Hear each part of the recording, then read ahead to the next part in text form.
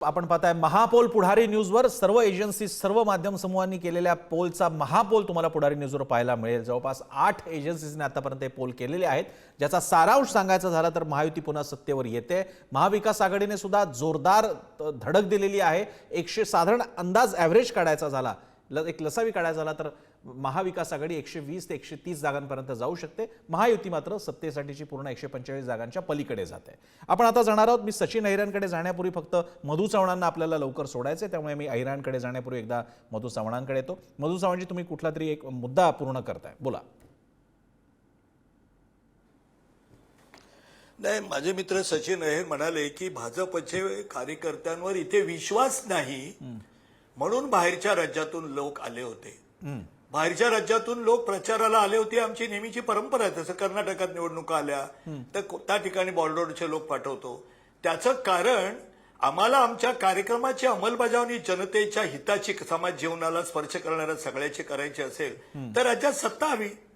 आणि आता जर हरियाणामध्ये आमचा पराभव होणार तर बीजेपी संपत चालली असा नारा तुम्ही दिला असतात। दुर्दैवाने महाराष्ट्रात समजा उद्या येणार आहे सत्ता असं माझं मत आहे, बाकी मतपेटीतून काही बघू महाराष्ट्र। आणि म्हणून एकमेकांना मदत करणं याच्यासाठी आमचा अविश्वास म्हणून नाही, आम्ही नाही। आणि म्हणून मला असं वाटतं की जे कार्यकर्ते आले होते ते अविश्वासासाठी नाही तर आम्हाला मदत करण्यासाठी। दुसरा मुद्दा असा, सचिनजी तुम्ही मित्रात आणि अतिशय मी तुम्हाला इथे चढवत नाही आहात। तुमच्या नेत्यांनी 2.5 वर्षाच्या कालखंडामध्ये या आता आम्ही केलेलं आणि त्यांच्या मुख्यमंत्री पदाच्या काळात मी माझ्या काळात हे केलं, आता मी या काळामध्ये ह्या लोकांनी केलंय त्याला ह्या कारणासाठी विरोध करतोय। काय प्रचार करत होते? हे बोके, हे खोके, हा फडतुसनीस, हा मिंदे, हा शिंदे, मी ह्याला जेलमध्ये टाकेन, मी त्याला जेलमध्ये टाकेन। कसला प्रचार करत होतात तुम्ही? कुठल्या प्रकारचा प्रचार करत होतात? युतीच्या तुमच्या मुख्यमंत्री पदाच्या काळात तुम्ही केलेल्या कार्यक्रमाची झलक तुमच्या भाषणातून किंवा जाहिरातीतून तुमच्या एकदा तरी दाखवलीत का? दाखवली नाही सचिनजी।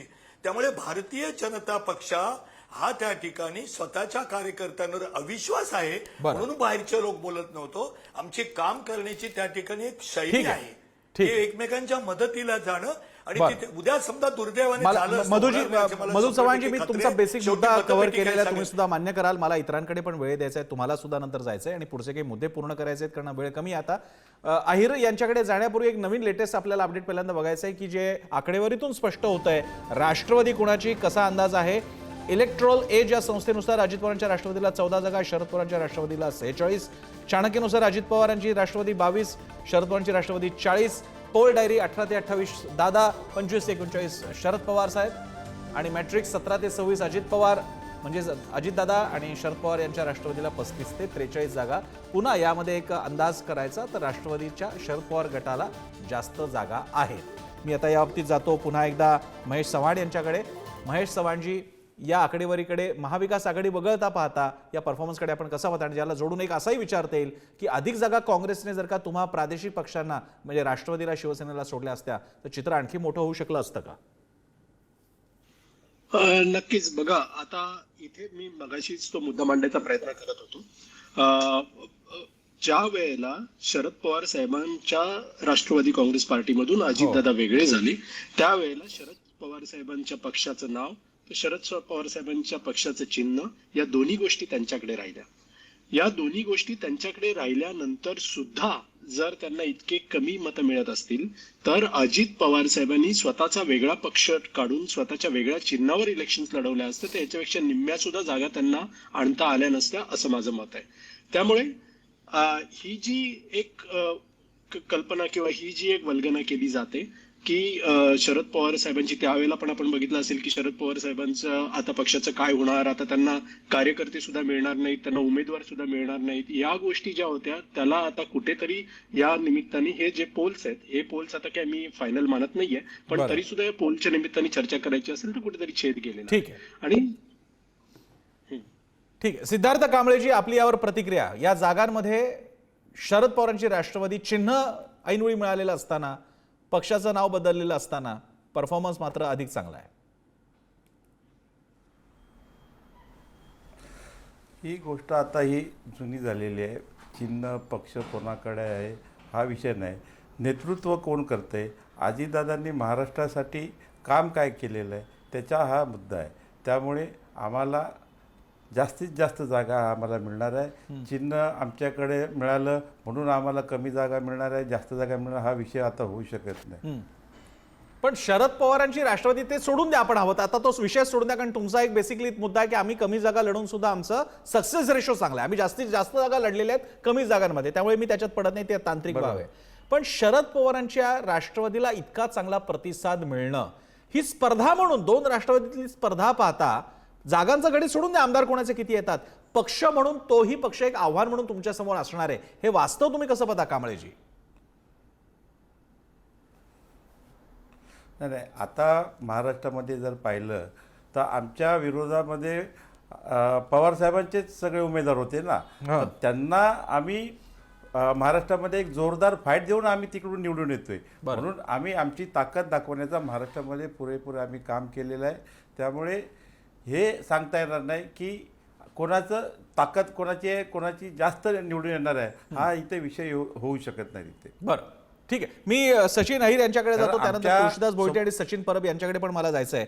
अहिरजी, या निमित्तानं एक वेगळा प्रश्न आणि तो निकालानंतर सुद्धा विचारावा लागणार आहे की अशी जर का स्थिती होत असेल, आत्ताचे आकडेवारी खरे मानायचे म्हटले तर शिवसेनेने महाविकास आघाडीमध्ये राहावं का, हा तो नाजूक प्रश्न असेल, जो हाच पोल निकालामध्ये कन्वर्ट झाला तर विचारावा लागणार आहे. नाही, मला असं वाटतं की प्रत्येक राजकीय पक्षाला निवडणुकीच्या निकालानंतर पब्लिकचं ओपिनियन किंवा पब्लिकांनी मतदानाच्या माध्यमातून घेतलेला निर्णय याच्यावरती विश्लेषण करावं लागेलच ना, त्याच्याबद्दल तर काही वादच नाहीये. पण आज कुठच्याही प्रकारे ही मानसिकता, आणि मला असं वाटतं भविष्यकाळामध्ये पण नसणार आहे. त्याला कारण असं आहे की ही सुरुवात ही तिन्ही पक्ष मिळून घेऊन त्याचा प्रमुख या नात्याने आम्ही त्यांना पुढे नेऊन जाण्याचं काम आम्ही केलेलं आहे. आणि म्हणून ज्यावेळी लोकसभेमध्ये पण आम्ही निर्णय घेतल्यानंतर काही वेळी यावेळी पण आम्हाला असं वाटत होतं की 1-2 सीट आम्हाला जास्त मिळाली पाहिजे, कमी नाही मिळाली पाहिजे. लोकसभेमध्ये पण आम्ही आमच्या सिटिंग सीट्स काँग्रेसला देण्याचं काम केलं. यावेळी देखील अनेक सीट्स आम्हाला अपेक्षा होती आम्हाला मिळाली पाहिजे, पण ती देखील आम्ही 2 पावलं पुढे पाठी जाऊन त्यातून पण मार्ग काढण्याची भूमिका यासाठी घेतली, कारण हा अलायन्स टिकलं पाहिजे. आता लोकांचा कौल काय येतोय, कशा प्रकारे येतोय, आज तर आमचा विश्वास आहे, आम्ही ओव्हर कॉन्फिडन्स नाही पण आम्ही कॉन्फिडन्स जाऊ की लोकांसमोर लोकसभेमध्ये आम्ही एक संघाने एक रीतीने एकजुटीने गेल्यानंतर मोठ्या प्रमाणावरती लोकांनी आम्हाला साथ दिली आणि ही आघाडी टिकवण्याचं काम हे पक्षप्रमुख आदरणीय उद्धव बाळासाहेब ठाकरे यांचं आहे. कारण त्यांनी ह्याला लीड करण्याचं काम केलं. अर्थात पवारसाहेब ज्येष्ठ नेते ते आहेतच, त्याच्याबद्दल वादच नाही, आणि म्हणून ते ठेवणं पुढे ठेवणं पण ही आमची जबाबदारी या दृष्टिकोनातून पण आम्ही करतोय. भविष्यकाळात काय होईल, भविष्यकाळात काय निर्णय येणार आहेत, काय येणार आहे, हे जर मला असं वाटतं हे जरतरचे प्रश्न आहे. आज काय ते लागू आम्हाला होत नाही किंवा आज तशातलं काही विचारत नाही, कारण आम्हाला विश्वास आहे की लोकांना परिवर्तन हवं होतं. या अलायन्स आघाडीच्या अलायन्सला एक पर्याय म्हणून घेऊन आम्ही लोकांसमोर गेलो, आम्ही लढलो आणि आम्ही निश्चितपणे जिंकू. कितीही काही लोकांनी सांगितलं बटेंगे कटेंगे, आमचा एकच नारा होता, दटेंगे और जितेंगे. हो हो, सचिन अहिरजी, तुम्ही मुद्दा पूर्ण करताय, आम्ही ऐकतोय, तुम्ही पूर्ण करू शकता. नाही, मी तेवढंच म्हटलं की म्हणून जसं जे सांगण्याचा प्रयत्न केला की ही झाली. आणि दुसरी जी निगेटिव्ह इन्कम्पन्सी जी होती, जे शेतकऱ्यांकडे आम्हाला पाहायला मिळाले, जे मोठ्या प्रमाणावरती रोजगार हे आपल्या राज्यातून त्या राज्यात चाललेले आहेत, तरुणांना बेरोजगारी, म्हणून तुम्ही त्याचा बघितलं असेल की तरुणांमध्ये तो उत्साही नाहीये. निवडणुकीच्या रांगांमध्ये तुम्ही बघा किंवा बाकीच्या याच्यामध्ये बघा, कारण तो हाताच झालेला आहे. बरं, त्याच्या मुद्द्याला आम्ही हात घालण्याचा प्रयत्न. नक्कीच आपण या मुद्द्यांबद्दल बोलूयात. मला एक मुद्दा सचिन परब आणि भोईटेंपर्यंत घेऊन जायचा आहे, तो असा, आणि हा मुद्दा शिवसेनेला आपण विचारलाच आहे, पण खरं तर दोन्ही राष्ट्रवादी आणि शिवसेनेसाठी आहे. या निकालानंतर अजित पवारांना आपल्या अस्तित्वाचं करायचं काय, आणि या निकालानंतर उद्धव ठाकरेंना महाविकास आघाडीतलं आपलं स्वतःचं स्थान काय असेल, जर का हा पोल असाच आला तर, या बाबतीत आपलं दोघांचं काय म्हणणं आहे? मी भोईटेंना पहिल्यांदा विचारतो. मला असं वाटतं की या निकालानंतर तुम्ही जसं मगाचपासून विचारता आहात, खूपच अनेकांना खूपच पुनर्विलोकन करावं लागेल आपल्या भूमिकांचं, की नेमकं काय करायचं पुढे. कारण सांगली पॅटर्न लोकसभेपासून जो सुरू झाला विधानसभेला तर तो खूपच व्यापक होताना दिसला, अगदी काँग्रेसचाही होताना दिसला काही ठिकाणी. पाटणसारख्या ठिकाणी राष्ट्रवादीने सुद्धा तो केल्याचं कानावर आलं, दिसलं सुद्धा आपल्याला. कानावर काय आलं, दिसलंच. त्यामुळे ठाकरेंच्या शिवसेनेने सुद्धा जे उमेदवार मित्रपक्षांविरोधात काही ठिकाणी उभे केलेत, या तीनही पक्षांचे अनुभव लक्षात घेत महाआघाडी कुणाला फळली आणि कुणाला भोवली, तोच प्रकार महायुतीच्या बाबतीत सुद्धा आहे की अजित पवारांच्या राष्ट्रवादीला सुद्धा त्यावर विचार करावाच लागणार आहे. बरं, त्यातही मवियातील शिवसेनेबद्दल, ठाकरेंच्या शिवसेनेबद्दल तुम्ही जे विचारता आहात की जर ट्रान्सफर ऑफ वोट जो आघाडीच्या कोणत्याही अलायन्स मागचा, कोणत्याही आघाडी किंवा युती मागचा हेतू असतो, एक स्वार्थ असतो, राजकीय स्वार्थ असं म्हटलं तरी चालेल, तो जर साध्य होत नसेल, त्या प्रमाणात जर मतं ही दुसऱ्या मित्रपक्षांकडून ठाकरेंच्या शिवसेनेकडे वळत नसतील, उलट मूळ सिद्धांताला काहीसं वेगळं होत घेतलेली भूमिका पक्षाच्या अस्तित्वाला कुठंतरी हानिकारक होते आहे का, असं जर वाटत असेल आणि निकालातून तसं दिसून आलं, मतांच्या टक्केवारीतून तसं दिसून आलं, तर नक्कीच ठाकरेंच्या शिवसेनेत नेतृत्वाकडून त्यावर विचार होऊ शकतो, बरं. हे नाकारता येत नाही. मात्र अगदीच काहीतरी त्यांची वेगळीच काहीतरी भूमिका आपल्याला पाहायला मिळेल असंही वाटत नाही प्रसन्न या क्षणी तरी. सचिनजी, हाच मुद्दा आपण शिवसेनेचा अनालिसिस केलं, अजित पवारांसमोर सुद्धा हा मुद्दा असेल. एक, महायुतीचा काही फायदा होत नाहीये. दोन, शिवाय भाजपच्या हिंदुत्वाला सारखं सहन करत राहा, उत्तरं देत राहा. इतकं बारामतीतल्या एका सभेत अजित पवारांना म्हणावं लागलं की लोक म्हणतायत की अजित पवारांना मत म्हणजे भाजपाला मत, असं नाहीये. अजित पवारांना मत म्हणजे राष्ट्रवादीला मत, हे त्यांना सांगावं लागलं. ही त्यांची कोंडी फुटण्याच्या दृष्टीने. आणि तुम्हाला तर माहिती आहे, उमेश पाटील तर बाहेर पडले, अमोल वटकरींना चॅलेंज केलेलं आहे अनेकदा भाजपवाल्यांना. मग काय होणार? नाही, आता लगेच काही होईल असं मला वाटत नाही. निकाल काहीही लागत लगेच काही घडेल असं मला वाटत नाही. बरं, काठावरचं का असे ना, कुठल्याही दोन्हीपैकी एका आघाडीला नक्की बहुमत मिळेल असं मला वाटतं, काठावरचं का असे ना. बरं. आणि जर कोणाला बहुमत मिळालंच तर लगेच काही घडेल असं मला वाटत नाही. कारण ह्या अशा पद्धतीच्या आघाड्या बनणं, आघाडी किंवा युती जे काय आहे ते बनणं ही प्रत्येकाची मजबुरी होती. हो. कोणी काय आनंदाने या आघाड्या युत्या बनवलेल्या नाही आहेत. ती भाजपची होती, तशीच उद्धव ठाकरेंची होती, जशी शरद पवारांची होती, तशीच एकनाथ शिंदेंची होती. बरं. या सगळ्यांच्या मजबुरीतून ही समीकरणं उभी राहिलेली आहेत. आणि याच्यानंतर पुढे लवकरच महानगरपालिकेच्या निवडणुका आहेत. हो, जर त्या वेळेत म्हणजे त्यातल्या त्यात वेळेत झाल्या तर खूपच उशीर झाला आहे. हो. त्याच्यामुळे पुढच्या निवडणुका कशा आहेत, काय आहे, याच्यावर बरंच काही अवलंबून असणार आहे. या निवडणुका या प्रत्येकासाठी महत्त्वाच्या आहेत. बरं. म्हणजे मुंबईची निवडणूक जशी उद्धव ठाकरेंसाठी महत्त्वाची आहे, तशी ठाण्याची निवडणूक ही ठीक आहे. शिंदेसाठी महत्त्वाची आहे. त्याच्यामुळे लगेच काही घडेल अशातला भाग नाही. पण ही निवडणूक ही नव्या पद्धतीच्या राजकीय समीकरणांची सुरुवात नक्की असेल असं मला वाटतं. आणि त्याच नव्या राजकीय समीकरणाच्या सुरुवातीमध्ये जर का जसे सचिन परब सांगताय त्याच्यात भाजपचाही समावेश आहे. आणि तो प्रश्न मी घेऊन जातोय विनायक आंबेकर यांच्याकडे. विनायक आंबेकरजी, स्वागत आहे आपलं. एक वेगळाच प्रश्न मी आपल्याला विचारतो, आपल्याला मी आठवण करून देतो. अमित शहा असं म्हणाले होते, यापुढची निवडणूक मात्र भाजपची स्वबळावर असेल. आणि हे भाजपचं जुनं स्वप्न आहे. मला आठवतं तुमच्या आधीचे प्रवक्ते मधू चव्हाण यांनी तेव्हा 2014च्या काळात ही पुरे झाली 3 पायांची शर्यत असं शिवसेनेच्या बाबतीत म्हटलं होतं. तेव्हा कोणत्याही प्रकारच्या युतीच्या बाबतीत, मग ते शिंदे अजित पवार असो नाही तर कोणी असो, भाजपला विस्तार हवा आहे. आणि म्हणून माझा प्रश्न आहे, या सगळ्या सर्वेमध्ये जरी महायुती परत येत असली, जरी भाजपला सर्वाधिक संख्या असली, तरी तो आकडा 100च्या पलीकडे जात नाहीये जो 2014 आणि 2019ला होता. आणि म्हणून माझा प्रश्न आपल्याला असा आहे की भाजप यानंतर नको शिंदे, नको ठाकरे, नको पवार, आता फक्त भाजप या दिशेने जाईल का पुढे?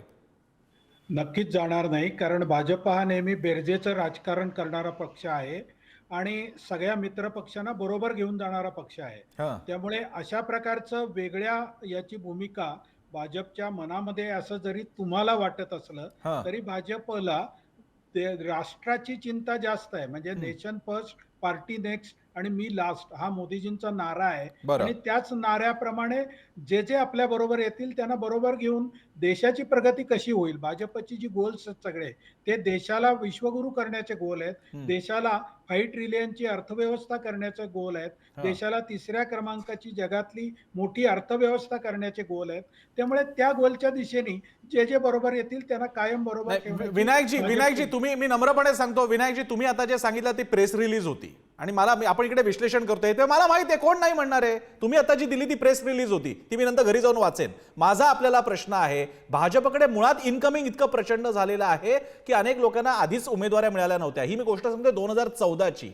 त्यानंतर तर हे दोन पक्ष आल्यानंतर आधीचे इनकमिंग, त्याच्याशिवाय जागा वाटप आणि त्याच्यातून तयार होणारे ताणेबाणे आणि आता महत्वाकांक्षा वाढलेले एकनाथ शिंदे, या पार्श्वभूमीवर चर्चा अशी आहे की आता महायुतीचं सरकार आलं असतं काय किंवा नसतं काय, म्हणजे विशेषतः आल्यानंतर मध्यावधी होतील पुढच्या 2.5 वर्षामध्ये आणि भाजप पूर्ण स्वतंत्र लढाईच्या दिशेने पुढे जाईल.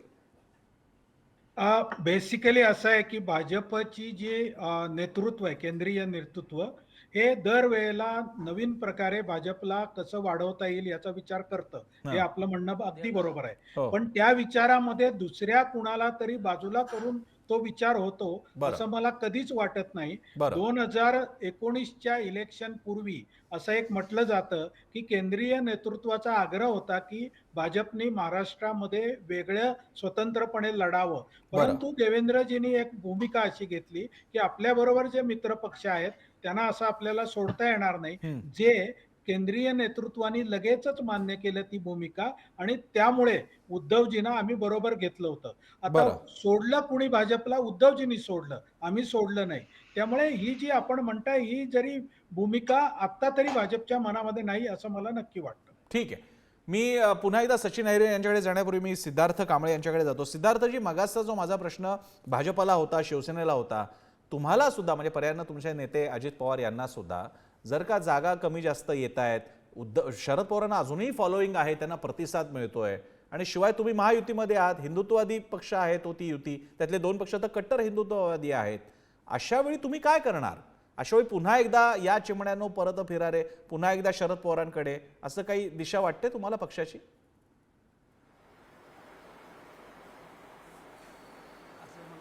नाही वाटत.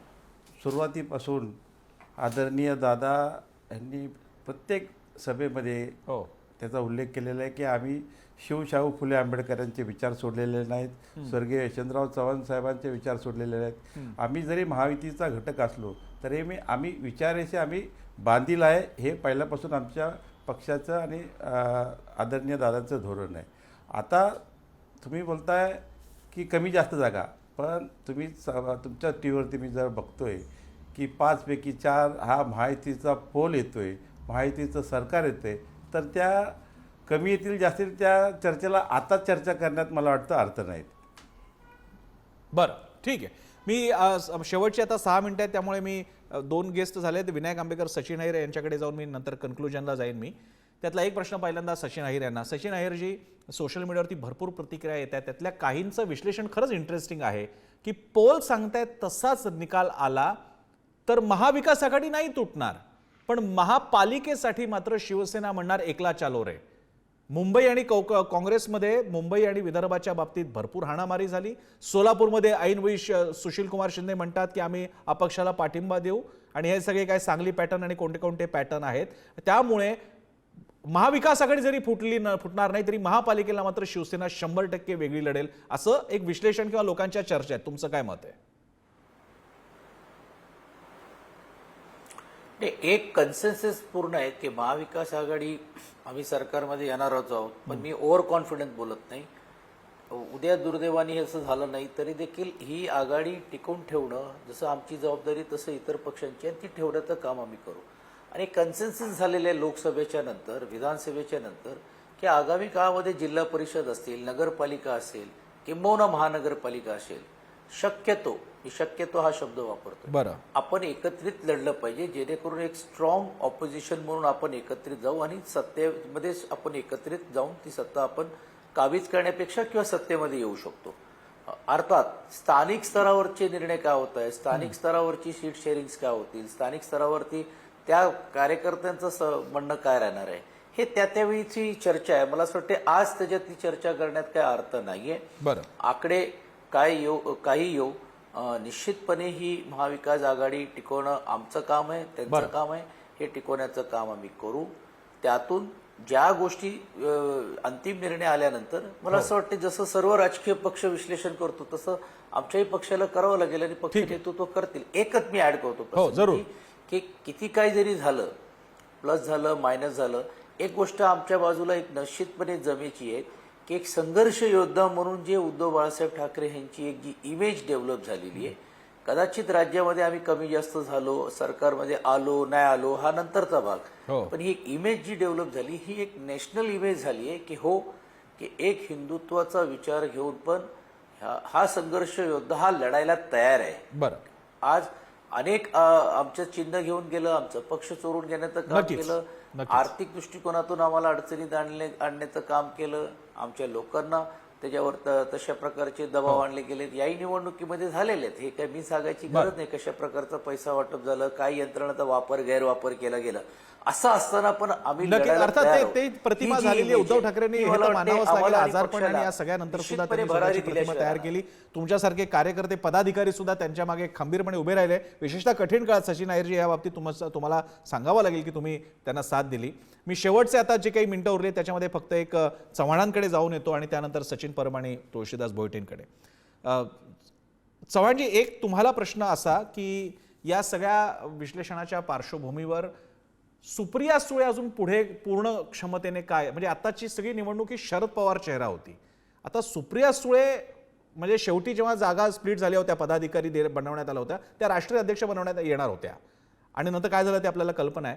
पण तरी सुद्धा अजून शरद पवार म्हणजे राष्ट्रवादी आहेत आणि ते आहेतच, पण या पुढे काय, तो चेहरा अजून का नाही पुढे आणला गेला किंवा त्या बाबतीत काय भूमिका आहे? नाही, नक्कीच. बघा, आता त्यांना राष्ट्रीय कार्याध्यक्ष बनवलं गेलंय. आमचे शरद पवार साहेब ते राष्ट्रीय अध्यक्ष आहेत पक्षाचे. आणि तुम्ही असं म्हणताय की शरद पवार साहेब ज्या वेळेला थांबतील त्यावेळेला पुढे पक्षाचं काय होईल, तर माझ्या मते त्यावेळेला सुप्रियाताईंनीच ती जबाबदारी घ्यावी अशी आमची सर्वांची इच्छा आहे.